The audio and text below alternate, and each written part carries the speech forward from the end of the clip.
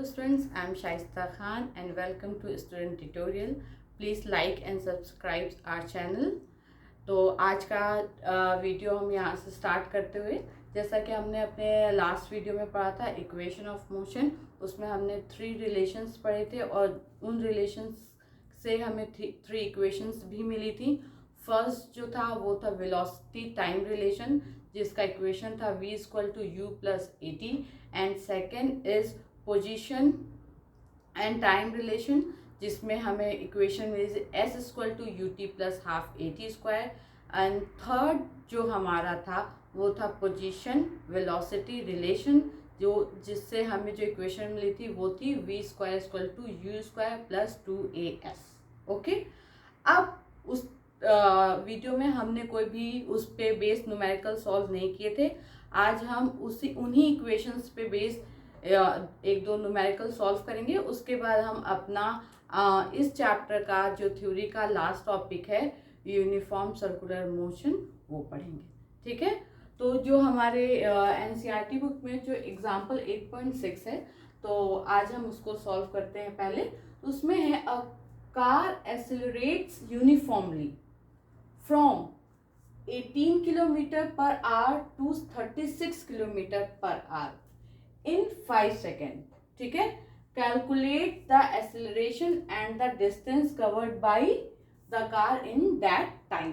तो सबसे पहले क्या होना चाहिए कि जो भी चीज़ें हमें इस किसी भी क्वेश्चन में, सिर्फ इस क्वेश्चन में है, किसी भी क्वेश्चन में जो जो चीज़ें हमें गिवन है तो पहले हम उसको लिख लेते हैं, और जो चीज़ें हमें फाइंड आउट करनी है फिर हम उसको लिखते हैं। ओके, तो फर्स्ट जो हमको यहाँ पे मिला है वो u equal to 18 kilometre per hour है। फिर उसके बाद ये बोल रहा है v इक्वल टू, हमें इसने दिया है 36 kilometre per hour and time equal to 5 second. Okay, ठीक है। अब सबसे पहले हमें ये क्या है, kilometre per our, kilometre per our, और हमें और ये जो टाइम है ये सेकेंड में, हमको इसको सारी यूनिट्स को एक फॉर्म में लाना है। तो हम मीटर पर सेकेंड के फॉर्म में इसको लेके आएंगे, और उसका सबसे इजी तरीका है, मैं आपको एक बार बता दूं, जैसे 18 किलोमीटर पर आवर है, इसको हमें चेंज करना है मीटर पर सेकेंड में। तो 18 यहाँ पे लिखा है किलोमीटर और यहाँ पे लिखा है अब। ठीक है, तो इसको अगर चेंज करना है मीटर में तो इसको 1000 मीटर हो जाएगा, और ये क्या हो जाएगा 60 इंटू 60। एक मिनट में एक घंटे में कितने 60 मिनट्स होते हैं, और एक मिनट में कितने सेकंड होते हैं 60 सेकंड होते हैं। तो 60 इंटू 60, तो ये क्या होता है, ये सेकंड में कन्वर्ट हो जाएगा। ओके, अब अगर आप देखेंगे इस जीरो से इस जीरो, ये जीरो कैंसिल, इस जीरो से ये जीरो कैंसिल, उसके बाद 2 5 ज़ा 10 एंड 2 3 ज़ा 6, तो ये कितना हो गया 18 इंटू 5 अपॉन 18, और ये क्या हो गया मीटर पर सेकेंड। ये 18 से ये 18 कैंसिल हो गया और ये आ गया 5 मीटर पर सेकेंड। ओके, तो हम यहाँ पे क्या लिख सकते हैं 5 मीटर पर सेकेंड। कभी भी किलोमीटर पर आवर को अगर आपको चेंज करना हो तो उसको आप 5 अपॉन 18 से मल्टीप्लाई कर दीजिए, वो मीटर पर सेकेंड में आ जाएगा। ठीक है, इसी तरह इसको भी हम करेंगे।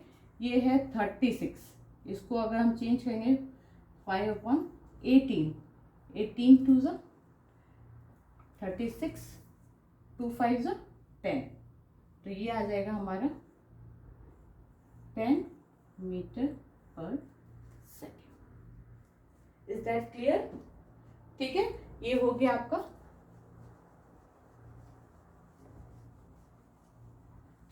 अब ये सारी चीजें हमको इसने दी हुई है। अब हमें निकालना क्या है, पहला हमें निकालना है एक्सेलरेशन। ठीक है, तो जो हमारा फर्स्ट इक्वेशन ऑफ मोशन था,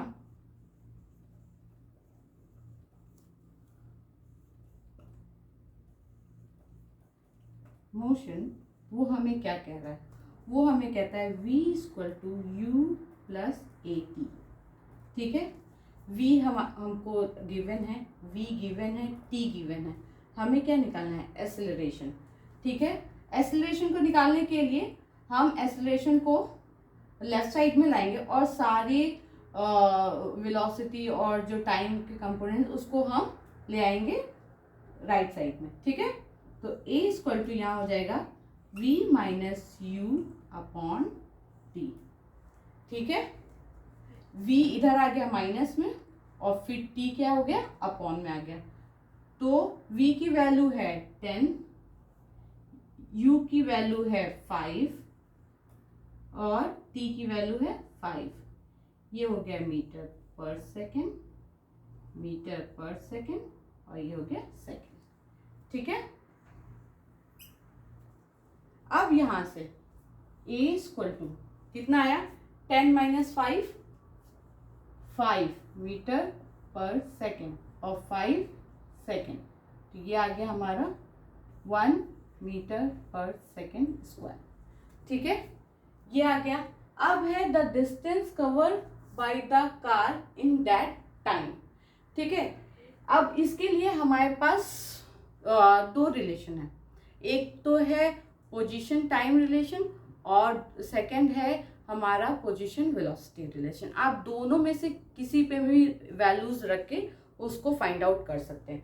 ठीक है, तो हम लेते हैं सेकंड,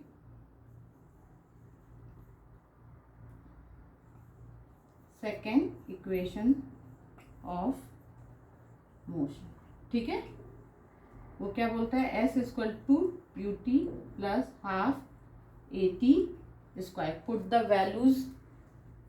ठीक है, तो यहाँ पे हो गया s इक्वल टू यू की वैल्यू है 5, ठीक है, मीटर पर सेकेंड, t की वैल्यू है हमारी 5 सेकेंड, ठीक है, प्लस हाफ a की वैल्यू है हमारी 1 metre per second square and t की वैल्यू है 5 सेकेंड का होल स्क्वायर। ठीक है, 5 इंटू 5 कितना हो गया, 25।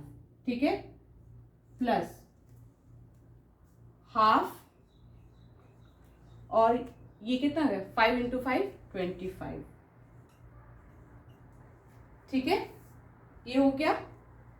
उसके बाद अब इसको आप अगर सॉल्व करेंगे तो ये कितना आ जाएगा, 25 और प्लस 12.5।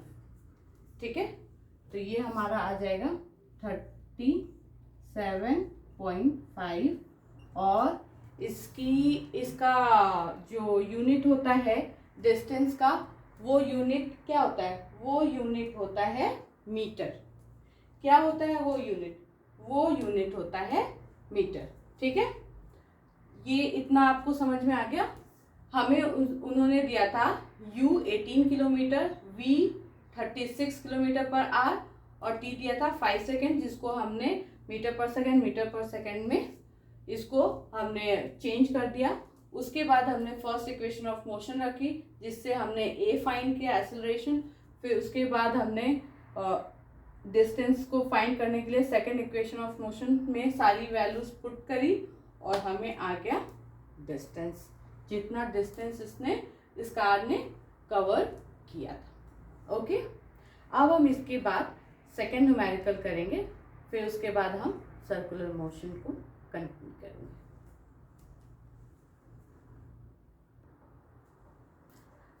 जैसा कि हम लोग ने 8.6 जो एग्जाम्पल नंबर 8.6 था उसको हमने सॉल्व किया। अब हम सॉल्व करेंगे 8.7। क्यों इस एग्जाम्पल को हम लोग सॉल्व करना चाह रहे हैं, क्योंकि इसमें ब्रेक्स अप्लाई हो रहा है। ठीक है, तो उस ब्रेक्स अप्लाई होता है तो क्या क्या कंडीशंस होती हैं वो मैं अभी आपको बताती हूँ। पहले तो हम क्वेश्चन को देख लें।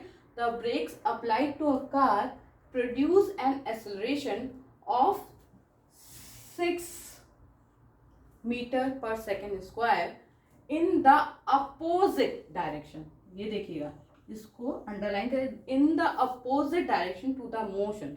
If the car takes 2 second To stop after the application of brakes, calculate the distance it travels during this time. कोई कार चल रही है, ठीक है, और उसने क्या ब्रेक अप्लाई किया, ब्रेक अप्लाई हुआ तो उसमें वेलोसिटी में चेंजेस हुए जिससे एक्सेलरेशन हुआ। एक्सेलरेशन अपोजिट डायरेक्शन में है कार के मोशन के, तो अपोजिट डायरेक्शन में है, इट मीन्स कि जो एक्सेलरेशन होगा वो किस में होगा, माइनस में होगा। किस में होगा, माइनस में, क्योंकि वो मोशन को अपोज कर रही है। इसलिए अभी तक हम एक्सेलरेशन क्या ले रहे थे, पॉजिटिव ले रहे थे, अब हम एक्सेलरेशन क्या लेंगे, निगेटिव लेंगे, ठीक है।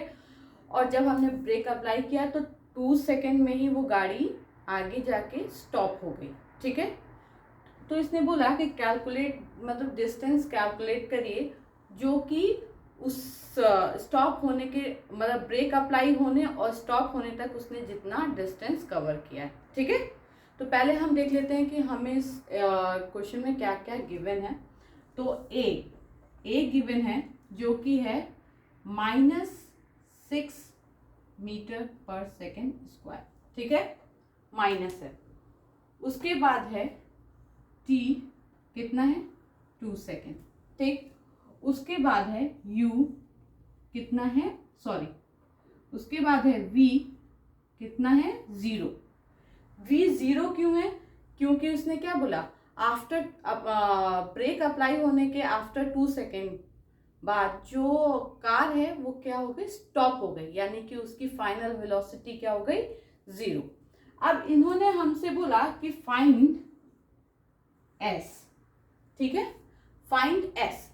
तो एस को फाइंड करने के लिए अगर आप देखेंगे तो एस का जो भी दोनों मतलब जो इक्वेशन ऑफ मोशन है जहाँ पे एस रिलेट कर रहा है वहाँ पे s equal to u t plus half a t square, वहाँ पे हमको किसकी जरूरत है, यू की। अगर हम third equation of motion use करते हैं v square equal to u square plus 2as, वहाँ भी हमको किसकी जरूरत पड़ेगी, यू की। तो पहले हम फाइंड आउट करते हैं यू, ठीक है। फर्स्ट इक्वेशन ऑफ मोशन,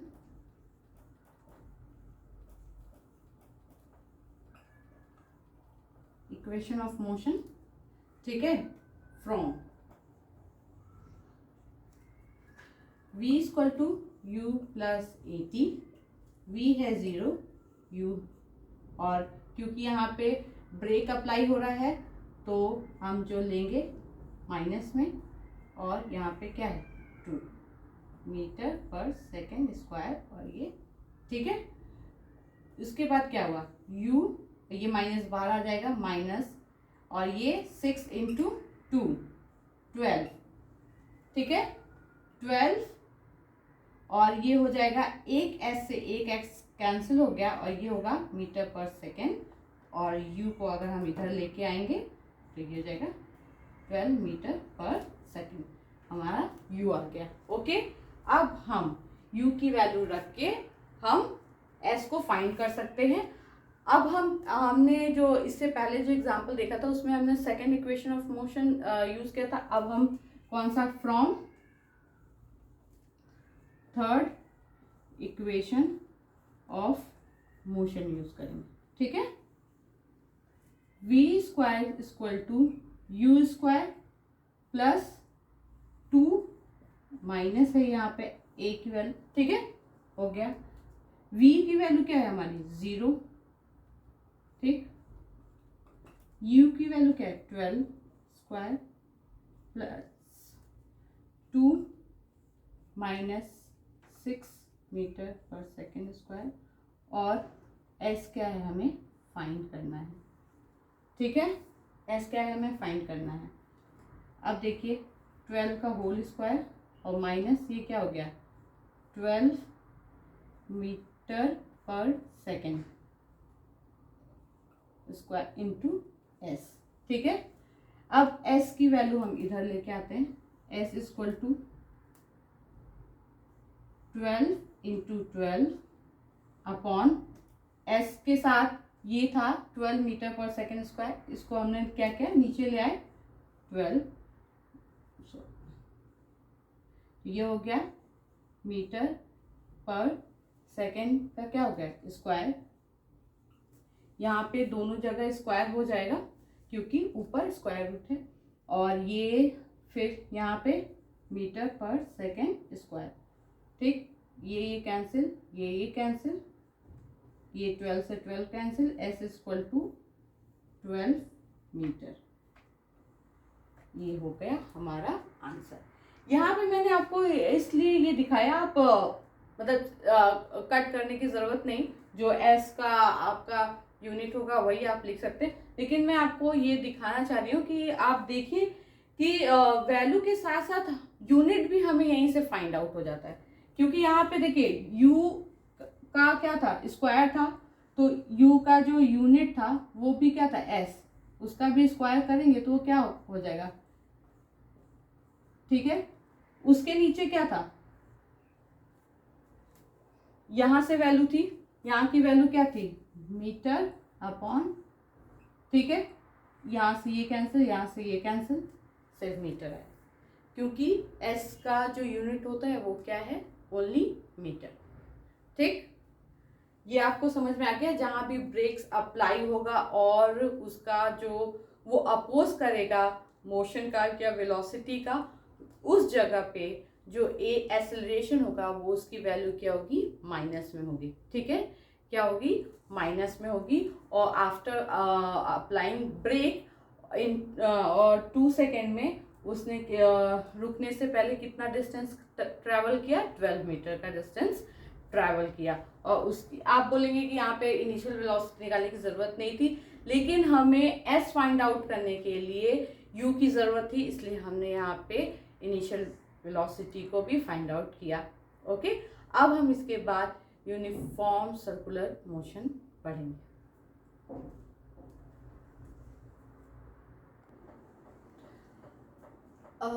दो न्यूमेरिकल हमने सॉल्व किए इक्वेशन ऑफ मोशंस पर बेस। अब हम अपना थ्योरी का लास्ट टॉपिक पढ़ेंगे, यूनिफॉर्म सर्कुलर मोशन। अभी यूनिफॉर्म को हम छोड़ देते हैं, अभी सिर्फ हम सर्कुलर मोशन के बारे में बात करते हैं। सर्कुलर मोशन कब होगा, सर्कुलर मोशन तब होगा जब कोई भी बॉडी या कोई भी ऑब्जेक्ट का जो पाथ होगा वो क्या होगा, एक सर्कल होगा। एक सर्कुलर पाथ पे जब कोई भी बॉडी या कोई भी ऑब्जेक्ट मूव करेगा तो उसके उस मोशन को हम क्या करेंगे, कहेंगे सर्कुलर मोशन कहेंगे। Okay, is it clear. जब भी कोई भी ऑब्जेक्ट या कोई भी बॉडी जिस पाथ पे मूव करेगा, इफ अगर वो पाथ सर्कुलर हुआ तो उसका जो मोशन होगा वो क्या होगा, सर्कुलर मोशन। अब बात आती है कि हम यूनिफॉर्म क्यों कह रहे हैं इसको, इसमें क्या uniform, in uniform circular motion, इसमें जो ऑब्जेक्ट की स्पीड होगी वो क्या होगी, यूनिफॉर्म होगी और कांस्टेंट होगी। ठीक है, कांस्टेंट भी बोल सकते हैं और यूनिफॉर्म भी बोल सकते हैं। ठीक है, if an object move in a circular path, यहाँ तक तो पाथ तक तो बात हो गई कि सर्कुलर मोशन है। ठीक है, with uniform speed it's motion is called uniform circular motion. अगर उसकी स्पीड जो होती है वो यूनिफॉर्म हो या कांस्टेंट हो तो ऐसे मोशन को हम कहेंगे यूनिफॉर्म सर्कुलर मोशन कहेंगे, और इसको UCM से भी हम जानते हैं। ठीक है, इसमें कुछ पॉइंट्स हैं जिसको जो रिमेंबर होना ज़रूरी है। तो फर्स्ट है कि ऑब्जेक्ट मतलब ऑब्वियस सी बात है कि वो सर्कुलर मोशन में जो है वो मूव करेगा। सेकेंड एंड थर्ड पॉइंट बहुत इम्पॉर्टेंट है और इसको मैं एक एग्जांपल के थ्रू भी आपको समझाऊंगी। पहले हम ये पॉइंट्स देख लेते हैं। In uniform circular motion speed is constant but velocity is not constant, but velocity is not constant. ठीक है, अब वेलोसिटी अगर कांस्टेंट नहीं है और वेलोसिटी चेंज हो रही है, तो अगर वेलोसिटी चेंज हो रही है तो वहां पे क्या होगा, वहां पे एक्सेलरेशन प्रोड्यूस होगा, या तो वो पॉजिटिव होगा या तो नेगेटिव होगा, लेकिन क्योंकि वेलोसिटी चेंज हो रही है तो वहां पे एक्सेलरेशन होगा ही होगा, क्योंकि एक्सेलरेशन क्या होता है, चेंज इन वेलोसिटी। ठीक है, इन यूनिट टाइम। ठीक, अब ये स्पीड कांस्टेंट होने के बाद वेलोसिटी क्यों चेंज हो रही है, अब हम यहाँ पे आपको बताते हैं। ठीक है, ये आपने जैसे शेप्स पढ़े होंगे, तो ये ट्राइंगल है, ठीक है, ए बी सी, ए से बी, बी से सी और सी से फिर से ए जाएंगे। ठीक है, अब अगर आपको ए से बी जाना हो तो आपको फिर बी से सी जाने के लिए क्या करना पड़ेगा, टर्न लेना पड़ेगा। ठीक है, फिर सी से ए जाने के लिए फिर टर्न लेना पड़ेगा, फिर ए पे पहुंचने के लिए फिर टर्न लेना पड़ेगा। अगर आप इस शेप को देखेंगे तो इसमें आपको इसके 3 साइड्स हैं और आपको टर्न कितने लेने होंगे, 3। अगर आप एक रेक्टेंगल की बात करें, सी टी, इसकी भी बात करें आप तो ए से बी, बी से सी, सी से डी, डी से फिर ए में पहुंचने के लिए आपको 4 टर्न लेना पड़ेगा। क्या लेना पड़ेगा, 4 टर्न। और जो रेक्टेंगल होता है उसके साइड्स भी कितने होते हैं, 4 होते हैं। ठीक है, अब अगर आप पेंटागन ले लें या हेक्सागन ले लें या ऑक्टागन ले लें, क्या हम ऑक्टागन की बात करते हैं,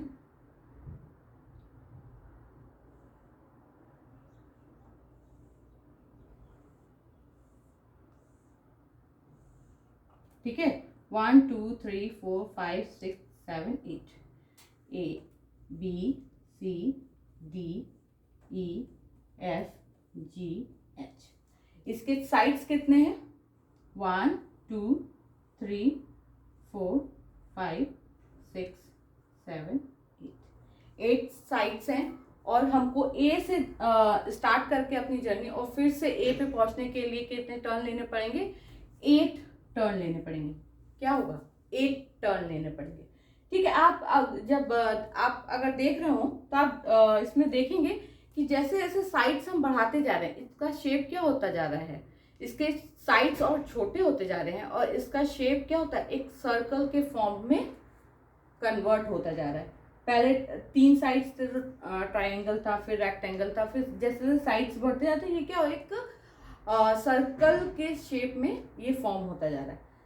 और आप जैसे ही धीरे धीरे साइड्स को बढ़ाते जाएंगे और वो एक सर्कल के फॉर्म में आता जाएगा, तो जो साइड्स होंगे आपके वो रिड्यूस हो गए, उसकी लेंथ रिड्यूस हो गए, एक पॉइंट में आ जाएगी। एक ऐसा टाइम आएगा जब आपके सारे साइड्स रिड्यूस हो गए, उनकी लेंथ रिड्यूस हो गए, एक पॉइंट में आएगी। और जब इस पॉइंट को आप देखोगे तो वो क्या करेगा, एक सर्कल फॉर्म करेगा।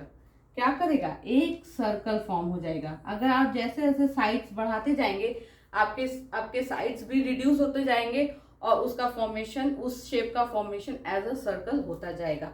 तो बेसिकली अगर हम बात ये करें तो जो एक सर्कल, क्योंकि हम यहाँ पे सर्कुलर मोशन की बात कर रहे हैं, तो एक सर्कल जो पाथ होगा, एक सर्कुलर जो पाथ होगा, उसमें उसके इनफाइनाइट साइड्स होंगे। एक सर्कुलर पाथ के इनफाइनाइट साइड्स होते हैं और उनका जो साइड होगा वो रिड्यूस होके एज अ पॉइंट होगा। एक पॉइंट के साइज का एक साइड होगा।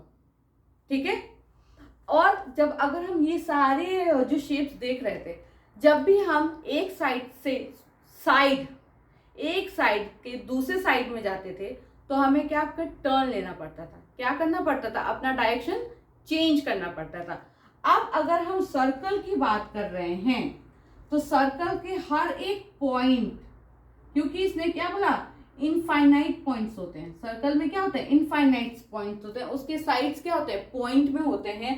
तो यानी कि हर पॉइंट पे उसका डायरेक्शन क्या हो जाएगा, चेंज हो जाएगा। हर पॉइंट पे डायरेक्शन क्या होगा, चेंज होता जाएगा। और अगर आपके वेलोसिटी का मैग्नीट्यूड सेम है बट यहाँ पे उसका क्या हो रहा है, डायरेक्शन चेंज हो रहा है हर पॉइंट पे। कोई भी ऑब्जेक्ट का जो है अगर मैग्नीट्यूड कांस्टेंट भी रहे लेकिन उसका डायरेक्शन चेंज होने की वजह से क्या होगा, उसकी वेलोसिटी क्या होगी, चेंज होगी। क्योंकि हमने क्या बोला था कि वेलोसिटी एक वेक्टर क्वांटिटी है और उसमें मैग्नीट्यूड के साथ साथ डायरेक्शन की भी हमें ज़रूरत होती है। अगर मैग्नीट्यूड चेंज होता है तब भी वेलोसिटी चेंज होगी, और अगर डायरेक्शन चेंज होता है तब भी वेलोसिटी क्या होगी, चेंज होगी। अब यहाँ पे तो आप देख रहे हैं कि एक सर्कुलर पाथ के हर एक पॉइंट पे क्या हो रहा है, डायरेक्शन चेंज हो रहा है। अगर कोई भी एथलीट, कोई भी कार, कोई भी बाइक या कोई भी साइकिल अगर सेम स्पीड से जा रही हो या वेलोसिटी का उसका मैग्नीट्यूड सेम हो, लेकिन उसकी वेलोसिटी क्यों चेंज हो रही है, क्यों कांस्टेंट नहीं है, क्योंकि हर पॉइंट पे उस एथलीट का या उस कार का क्या हो रहा है, डायरेक्शन चेंज होता जा रहा है। और अगर डायरेक्शन चेंज हो रहा है तो उसकी वेलोसिटी भी चेंज होगी। इसीलिए इसका जो सेकंड पॉइंट था, in uniform circular motion speed is constant but velocity is not constant. ठीक है, अब आपको पता चला कि वेलोसिटी क्यों नहीं कांस्टेंट है, क्योंकि एक सर्कुलर मोशन का इनफाइनाइट साइड होते हैं और हर साइड पे जो डायरेक्शन होगा वो चेंज होगा। ठीक है, इसीलिए वेलोसिटी क्या होगी, चेंज होगी। और वेलोसिटी अगर चेंज हो रही है तो वहां पे एक्सेलरेशन प्रोड्यूस होगा, और एक्सेलरेशन है इसीलिए हम सर्कुलर मोशन इज एक्सेलरेटेड। जो सर्कुलर मोशन होता है वो क्या होता है, एक्सेलरेटेड मोशन होता है। ठीक है, ये बात आपको समझ में आ गई। अब आप बोलेंगे कि अगर इसका हमको डिस्टेंस निकालना हो या इसकी स्पीड निकालनी हो तो आप कैसे निकालेंगे। तो अगर मान लीजिए कि इसका जो रेडियस है वो क्या है, r है। ठीक है, तो इसका जो सरकमफेरेंस होगा वो क्या होगा, वो क्या होता है 2 पाई r। क्या होता है 2 पाई r। और वेलोसिटी क्या होती है, डिस्टेंस अपॉन टाइम। अगर आपको वेलोसिटी निकालनी है तो इसका जो सरकमफेरेंस का जो फॉर्मूला होता है वो उसका डिस्टेंस हो जाएगा और टाइम क्या हो जाएगा, t। और यहाँ से आप क्या कर सकते हैं, वेलोसिटी फाइंड आउट कर सकते हैं अगर आपको r की वैल्यू पता है। अगर आपको डायमीटर दिया हो तो आप उसको r इक्वल टू d/2 होता है, तो वहाँ पे आप डायमीटर को डिवाइड कर दिए 2 से तो आपका रेडियस आ जाएगा। ठीक है, तो ये आज हमारा जो लास्ट टॉपिक था मोशन चैप्टर का थ्योरी का, वो आज यहाँ पे कंप्लीट होता है। इसके बाद हम न्यूमेरिकल से स्टार्ट करेंगे और नेक्स्ट वीडियो हम न्यूमेरिकल के साथ स्टार्ट करेंगे जो कि एक्सरसाइज के न्यूमेरिकल्स हैं। Thank you so much for watching. Please bell icon को आप प्रेस कर दीजिए जिससे कि हमारे जो भी लेटेस्ट वीडियोस हैं उसकी अपडेट आपको मिलती रहेगी। Thank you.